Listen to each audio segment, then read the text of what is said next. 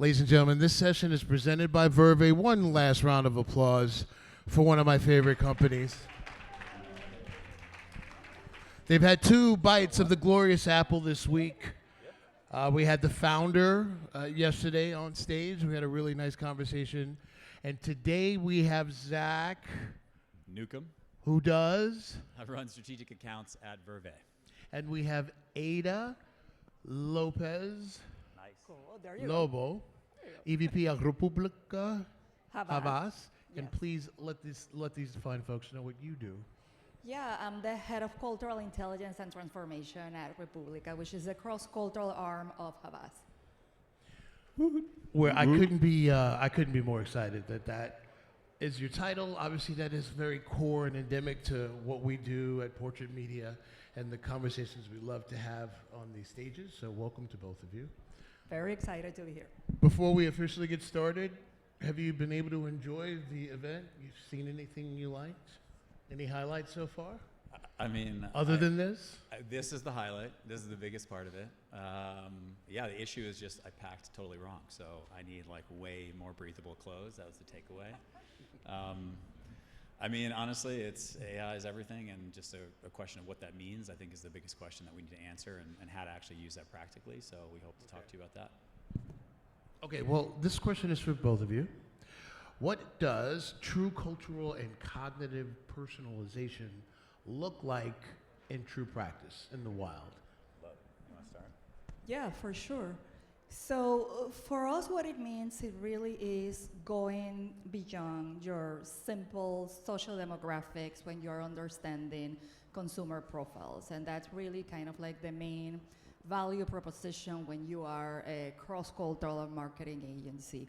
You start there, that's the foundation, but then from there you have to layer in specific cultural intelligence. And for us, what that means is everything from value-driven behaviors and then contextual understanding. For example, within healthcare, what are social determinants of health? What are systemic barriers that are important for these audiences?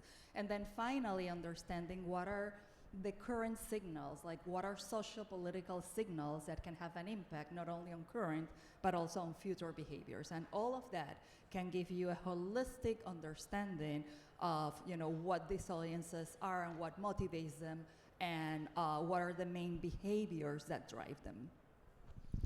Yeah, I mean, I think it's from the perspective of us, and we're an AI-powered insight platform. I think it's more about deconstructing what it means to be a person, and like moving beyond this concept or this era where we use language, which is also one of the things we want to talk to you about today, which has its own sort of binary designation and risk to making sense of people and audiences. And so a lot of what we try to do is actually make sense of multicultural and other audiences as people, as different facets and different ways of understanding what people need, what people want, as opposed to using kind of these older statistical models to say, hey, listen, this guy is Hispanic, he's middle-aged, great, we should sell him this message and this story. I think the future is deconstructing that, and multicultural is going to be really everyone. You used to do, we talked about yesterday a little bit, the genesis of the name Verve were video surveys. But now you have this massive AI platform where you can basically execute kind of like predictive behavior. And so how do you nail that culturally with all of the nuance and different kind of characteristics of how people behave? How do you think you can accurately nail that using your technology? Yeah, so I think what you're referring to is the foundational platform underneath Verve and its history was a survey platform. So it literally helped brands be able to actually go out and talk to people. We have over 3 million people that we can help brands talk to. But the difference is when you layer AI on top of that, we're actually able to, a traditional LLM is basically language-based, it's pure text, right? So that has its own set of limitations and how much you can understand you, Danny, as a consortium of words, right? So what we do with the survey platform is we're able to actually have video-based interviews with real people, and we use all the context from emotional cues to eye movement to everything about how they interact with the questions we ask them, and then that language and those elements get layered on top of the language piece. And so that then helps us figure out who audiences are, and it doesn't roll into a traditional set of personas. It's not like a PowerPoint deck that sits in some agency's office. It's actually a set of basically a set of facets essentially that make these audiences real, and then those can be configured for brands to go and talk to people. And so it's a different conduit, a different way, but we think we're adding a contextual layer and a human layer that really just doesn't exist anywhere else. And I love how scientific this is becoming. And for a long time, we've been talking and preaching diversity. Many of us in this audience understand the importance of that. And we would normally try to stress, this has become beyond, an important emotional issue. This is a financial imperative. Now with, some of the obvious pullbacks, restrictions, even dismantling of some of these departments, do you still see, and are you able to still convey the fiscal imperatives, Zeta, and still convey the downsides of not being multiculturally minded? I love the question, and 100%. Now, more than ever, we really highlight the business importance of really doing cross-cultural work, inclusive work, because it really can be a compliance play. It can no longer be just a checkbox or a line item or an RFP. What it really is right now is a business strategy that you have to think it through from the get-go. When you're thinking of multicultural populations, we represent right now 43% of the population. You guys know that. We are driving almost the totality of the population growth in the US with over, 7 trillion in business power. So at the end of the day, when you really look at the whole picture and you do not integrate cross-cultural from the get-go, what you're really risking is relevance.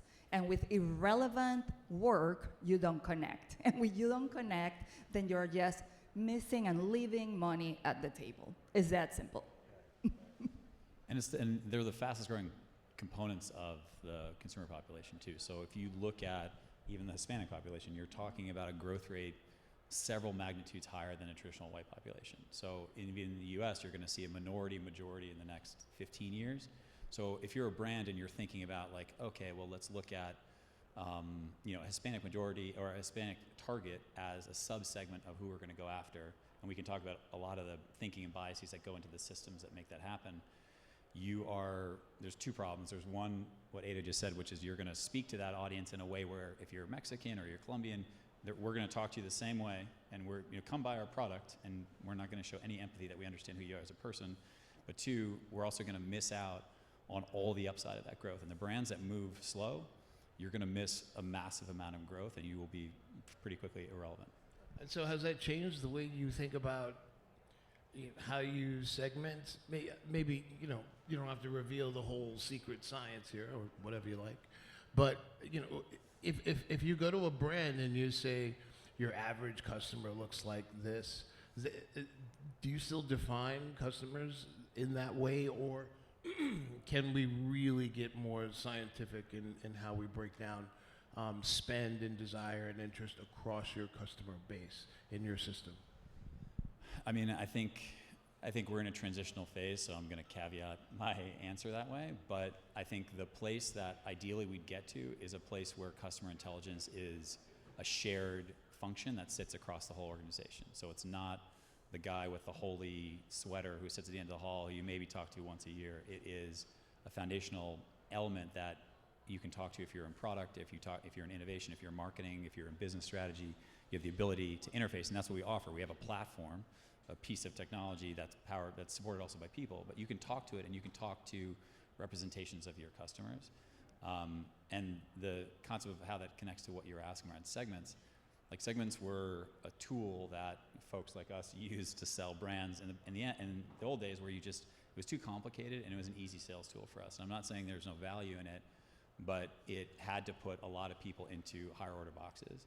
I think the way we're thinking about it now is the technology exists to actually be able to deconstruct people into many different facets. So whether that has a racial component or a geographic component to where you live, or a preference component, or psychographic, whatever, like you can have many of them, and then you actually have the technology now through AI and through agents and then populations of the agents that you can talk to, where it can be infinite. So why would you just say, all right, let's just use a high-level academic understanding of who people are, and their reasons. I mean, companies are set up to work that way.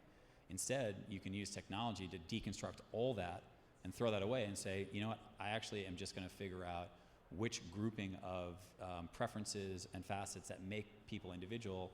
I'm not going to try to organize them into some hierarchy that looks good on a slide, which again had its time. I'm going to allow that technology to work with me to then help me figure out how to then push into my other systems that can talk to them and can help, figure out messaging and media and all that stuff.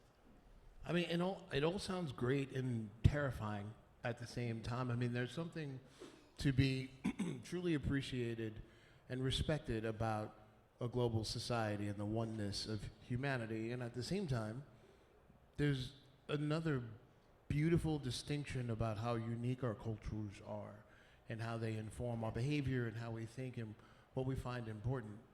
And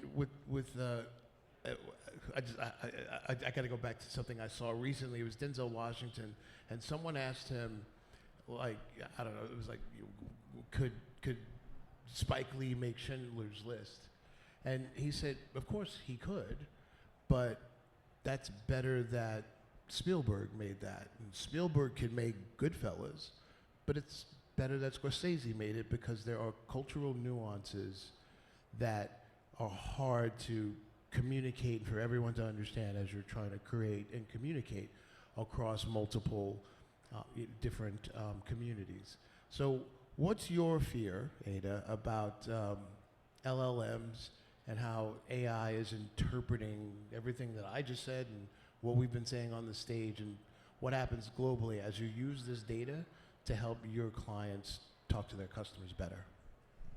Yeah, I think that when I think about my fears with LLM, it's definitely not the volume of data. The volume of data is there, and every day is getting larger. My fear, it really goes back to the center, the core of what you just mentioned, is context.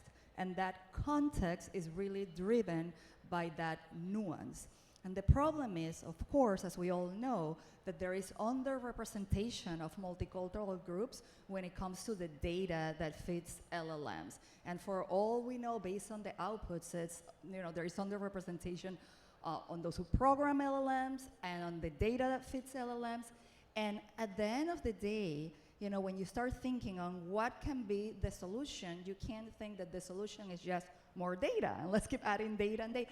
The solution is building trust. Because when we start asking our audiences, and we see it a lot in healthcare, we do a lot of healthcare marketing, multicultural audiences, if they are willing to openly share their data to feed LLMs or to help enhance any medical device that is going to be tracking their day in and day out, they are not. They're not willing to do it. And there is a historical mistrust issue that goes across different multicultural groups for very different reasons, and I can spend a very long time talking about that. And if we don't address that trust issue, what happens is that we're going to continue feeding this cycle of underrepresentation, and then multicultural groups are just erased from strategies at the end of the day. So that is, to me, the number one issue. How do we build platforms where these audiences feel that there is authenticity, that there is transparency on how their data is going to be used, that their data is community validated by sources that they trust, and so on? Yeah, and I would just say, I think that's so powerful and true, but I also think that there's, we've gotten to this place with technology where we have divorced choice. We think that technology just solves all choice. So if you're a brand, let me just get all the data, put it into an LLM, I'll know how to talk to Danny what he needs just if I get enough data, right? But the truth is, you're part of that conversation, and so is the identity of that brand. So challenger brands are growing so fast because they're we actually will put a perspective out into the market, and we'll let you choose, consumer, whether you like us. And yes, we can be empathetic, and we're aware of your needs and the moments to talk to you and how to make this relevant, and we respect that, hopefully. But I love all the filmmakers you said, but you're man, I love Scorsese. He's my guy. Okay, that's my guy, and I'm going to choose him more times than Spike, but I love Spike too because I grew up in Brooklyn like you. So I think there's a big part that's missing there, where it's that's a big part of where brand marketing needs to change, because it's so set on this idea of like, there's so much fear that exists, and there's so much of a drive towards efficiency that we're optimizing towards these like metrics that don't actually necessarily correlate to real value anymore, but like we're so afraid in these functions to screw that up, and we don't want to get, you know, our boss upset, so we don't, and I get it. But there's a total absence of voice. Like, when was the last time you saw a brand you're like, man, that's me? A big brand where you're like, man, that's me. They don't really exist anymore because they can't. They're trying to tell a story that talks to absolutely everyone, and so they're talking to no one, you know? So what do you, and that's why Spike gave us a great Malcolm X, by the way. So take us into a conversation with a brand, each of you, if you can. But with your platform in particular, which is, it's not overly complicated, it's just mind-boggling how much you can do. Can you take us into a conversation? You can make it up anecdotally, or give me a real conversation of sitting down with a customer and taking them through the process. How much hand-holding is it? Is it a designed obsolescence platform, which means we'll hand-hold you for 6 months, but then by then you'll master it. You won't need it. Like, take us through a conversation with an existing or potential client using the platform. Yeah, sure. I mean, so the stages are, number one is an education stage. That's insanely hard to help people understand how to think differently about connecting with an audience. Like, they want to think in segments because their whole business is set up linearly to have an insight, understand an audience, pass it to a brand lead, who's at a geographic level, a global level, pass it to a sub-geographic level, like it all trickles down, and it has to be super linear. So it's very hard to get them to even understand, like, actually, we can give you a tool that anyone at any level can just talk to your audience and your customers at any time. So that itself is like a very different way. And the distrust with AI and distrust with new IT is one step. But then the next step is unlocking, once we get past that step and they start to understand that a couple things can happen. One, they can find insights that they never thought were possible. So we can help them take, not just talk to our survey respondents in our platform, but they can take all their existing customer data and they can give it to us, and we can put it into our platform, which can be powered by any of the LLMs they want. By the way, we can use anything they want. And we can start to show them that there are patterns and there are things that they didn't understand and that they weren't aware of. And then we can actually, creating trust and credibility is the next step. We can then show them, like, oh, actually, you don't believe this and this happens all the time. Let me show you a video of this guy in Portland, Oregon, who you didn't think looks like your customer, who's actually a huge customer of yours and represents everything you're about, who buys a bunch of stuff from you. Let me show you the video that powered the reference that got us to the agent that then gave you this insight. Ada, are you familiar? Yeah, well, we are avid Verve users, so I can tell you a little bit about our experience. We started using it towards the beginning of the year, and again, since what we do is cross-cultural marketing, we have been using it kind of like in the back end to build the agents, to build the workflows, to build the personas, to be able to showcase our clients kind of like that back-end intelligence that feeds briefs, that feeds strategies, that feeds messaging, but our entry point with clients and where usually they get the most excited when it comes to cross-cultural marketing is with AI personas. Because then with an AI persona, they're able to actually interact and get to know a little bit better and a little closer these multicultural segments that sometimes many of our brand managers feel that they don't know them that well, and that in order for them to activate against these segments, they want to feel comfortable asking questions themselves and so on. So we do the back end, and then we go with clients, we present the idea of AI personas, and then from there, they get excited. Okay, so Zach, what is one decision that leaders are maybe avoiding that you think could potentially be harmful in the next 6 to 12 months? What can's getting kicked down the road that you're like, hey, now?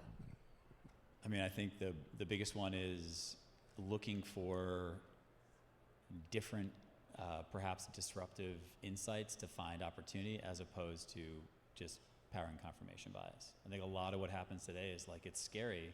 Confirmation bias. Yeah, well, Yeah. it's scary to like go out there and be like, I want to just spend money, which we also, by the way, to pitch us, like we help you do this in a way more efficient, less expensive way. But it's scary to be like, well, we don't know everything, and we're going to go try to figure out what's new, and we're going to try to talk to this audience that we haven't talked to that well before. Like that's makes me a little anxious saying that. Like it's hard to go into some boss's office and say, we're not talking to these audiences well. We don't understand them. We want to go figure out what they're about, and we want to ask them unstructured questions, like as opposed to, you know what, you had this great idea, Doug. You know, we think that this audience really wants to buy this flavored ice cream. Like, good idea. Like, let's go for it. Like, it's way less risky, but the return is infinitely lower. I'm not sure exactly my position here, but do you think that AI will ultimately commoditize and homogenize creativity, ultimately? So here's the thing, because we have, different team members with different positions, and I do think there is something to be said of the power of agentic and human collaboration. I mean, what we see and where we see the best results is when you really have agents in the back end that are really helping you with those insights and those nuances that are fueling kind of like those unique ideas, and then you have your creative team really ideating and getting those unique creative ideas. However, it does help throughout the process to take those ideas to the next level, because since you can do immediate testing with synthetic personas, then it's very easy and very inexpensive right now for our creative team, along with our strategic and research team, to say, okay, we have the insights, we landed on these concepts, they love the concepts, let's go ahead and test it. And then since the personas that you're building them with either primary or secondary data that hopefully, that's what we usually strive to do, where multicultural groups are not underrepresented, then they can feel confident that those concepts are really going to resonate. So it's a little bit of a mix of both. And so that was a marketing question. But here's the funny thing about AI. It's marketing. Mm-hmm. It's organization. It's scalability. It's processes. It's technology. It's leadership in a way. Who ultimately owns the function of AI? In an organization, who is responsible ultimately for the? Are there 6, 7 chiefs, that all kind of fight for power and control, or your call? It's your call. Who is responsible? You go first, and then Ada. Well, I think it's it's me. Me, I own it. No one else owns it. No, I think it can still be a function. It can be a customer insights function, but I think what that means is going to be different. So I think what you're going to see is like a flattening of these organizations. Is way less deep, because you don't need 10,000 people to make an asset at a global level to get it to Taiwan and whatever.